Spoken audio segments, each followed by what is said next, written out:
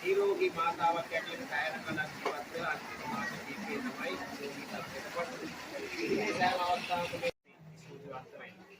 ඒ වගේම මේ වයහපත් කාලගුණ තත්ත්වයේ වුණත් මේ අවස්ථාවේදී කල්යාණ මිත්‍රයන්සේ හොඳ හිතවතුන්සේ මෙම ස්ථානයට පැමිණ සිටින මේ ආත්මීය ගම්වාසීන්ට ඥාතීන්ට සංඝාධිකාරී කල්පනාකාරවන්න ඇතුළු විශාල රාජ්‍ය විධානයේ පිටත පැමිණිය සියලු දෙනාට ස්තුතිවන්ත වෙමින් ඔබ අප සියලු දෙනා එක්ව කළ කුසල සම්භාරයේ බලයෙන් ආදරණීය සිසිලින් නෝනා මෑණියන්ට අජරාමර නිවන් සුවත් වේවා කියලා ප්‍රාර්ථනා කරමින් ආමංගල සභාවේ කටයුතු අවසන් කරනවා.